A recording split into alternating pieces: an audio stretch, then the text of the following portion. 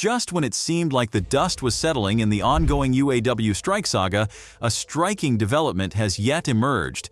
The United Auto Workers, UAW, have thrown a curveball that demands attention. They are extending their strike to another General Motors, GM, plant. This clash between titans, ideologies, and industry dynamics has sent shockwaves throughout the automotive world.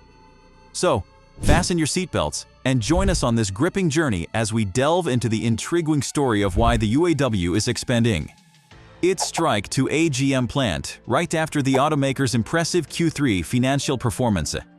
Recently on Tuesday, the United Auto Workers, UAW, union made a significant move by initiating a strike at General Motors assembly plant in Arlington, Texas. This facility is responsible for producing GM's highly profitable full-size sport utility vehicles, including the Chevy Tahoe, Chevy Suburban, GMC Yukon, and Cadillac Escalade. With this strike, the UAW has now successfully halted operations at 3 of the most profitable auto factories globally, sending a clear message of their resolve. This latest action in Arlington has elevated the weekly cost of the strike to a staggering $400 million, a substantial increase from the previously reported $200 million per week. General Motors expressed its disappointment in a statement, calling the strike unnecessary and irresponsible. Nevertheless, negotiations continue at all 3 major automakers, and the UAW remains engaged in discussions with Stellantis, GM, and Ford. The UAW has presented Stellantis with a new contract proposal and is poised to provide a counteroffer to GM in the near future. While Ford has claimed its latest offer represents the limit of its financial capabilities while maintaining competitiveness, the UAW is still awaiting a new proposal from the company. Bargaining remains a critical aspect of the ongoing negotiations. The union's strategy of conducting targeted strikes over a span of 40 days has had a substantial impact on the Detroit 3 automakers, resulting in billions of dollars in lost revenue. Remarkably, these strikes involve fewer than half of the 150,000 UAW members at these companies, who have willingly forgone their pay to picket in support of their demands.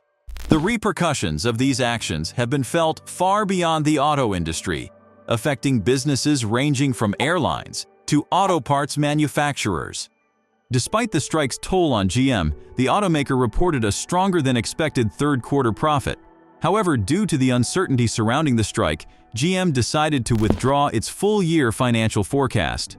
UAW President Shawn Fain highlighted the record profits in his statement, emphasizing the need for GM workers and the working class as a whole to receive their fair share.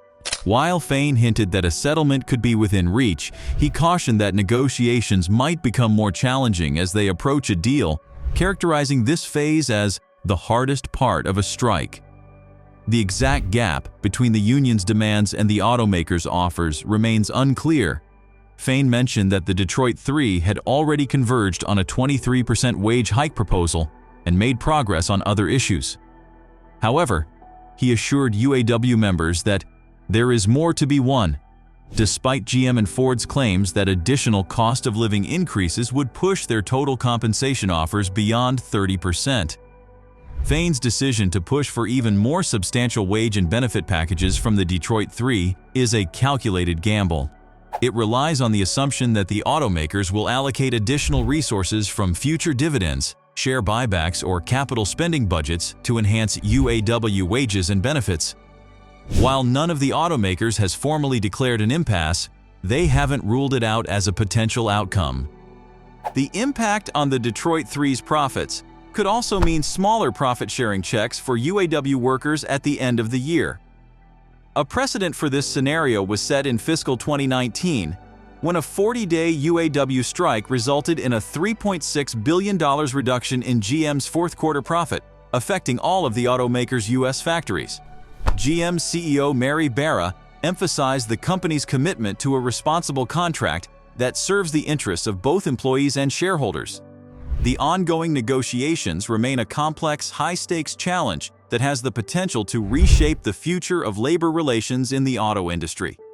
As the strike continues, concerns are growing among company executives about the potential financial distress faced by their small and medium-sized suppliers. Even larger suppliers like Corning and Illinois Tool Works are sounding the alarm. expressing worries about the impact of the labor conflict in Detroit on their finances. The ripple effect of these strikes extends to thousands of UAW workers at supplier operations within the auto industry.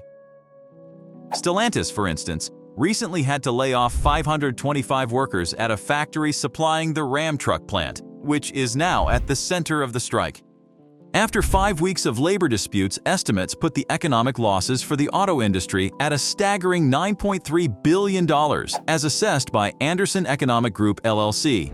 Meanwhile, the UAW Strike Fund, although its exact size remains undisclosed, is projected to reach $750 million by the end of the week, according to Wells Fargo.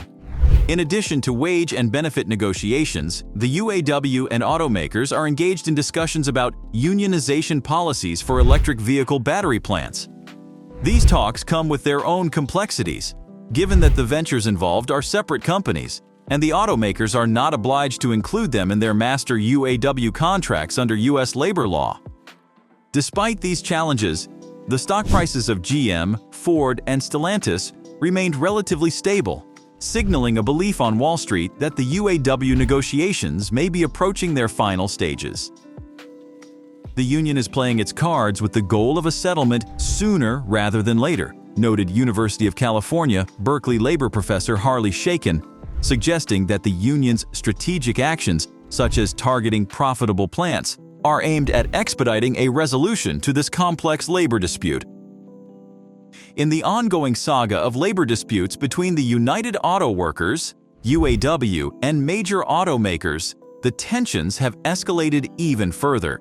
Just a month after the strikes impacting the auto industry reached a staggering $9.3 billion in economic losses, the confrontation has taken an even more dramatic turn, with General Motors CEO Mary Barra leveling strong accusations at the UAW leadership.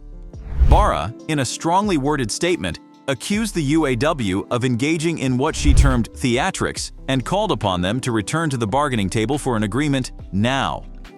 Her statement came in response to UAW President Shawn Fain's decision to order a strike at GM's Lansing Delta Township Assembly Plant, responsible for producing the Buick Enclave and Chevrolet Traverse midsize SUVs.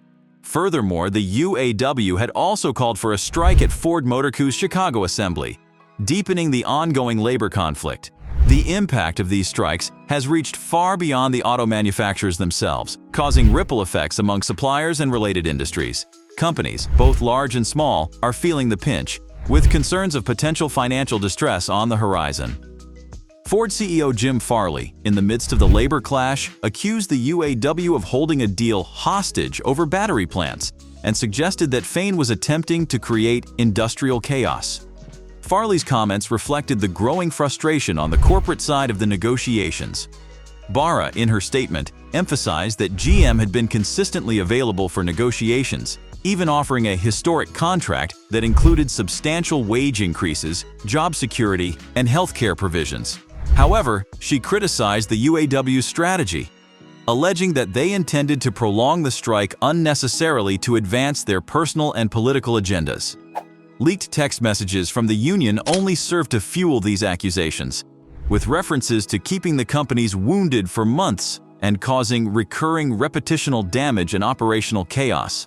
One significant aspect of the conflict lies in the UAW's interactions with the three major automakers, which, according to Barra, only serves to benefit their non-union competitors.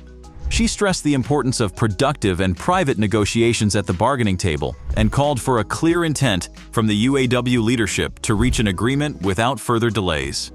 In response, the UAW issued a statement on its social media platform, asserting that Mary Barra did not show up to bargaining this week. The tensions between the union and the automakers have created a complex, high-stakes labor dispute with significant economic repercussions. This latest chapter in the ongoing labor struggles is not only a reflection of the ongoing negotiations between the UAW and the automakers, but also a testament to the challenges faced by the auto industry as a whole. With billions in economic losses already incurred and countless workers and suppliers affected, the stakes remain high in the push for a resolution that satisfies all parties involved. The balance between the needs of the workforce, the demands of the companies, and the future of the industry hangs in the balance as these labor disputes continue to unfold. What are your thoughts regarding this dire situation? Let us know down in the comments section.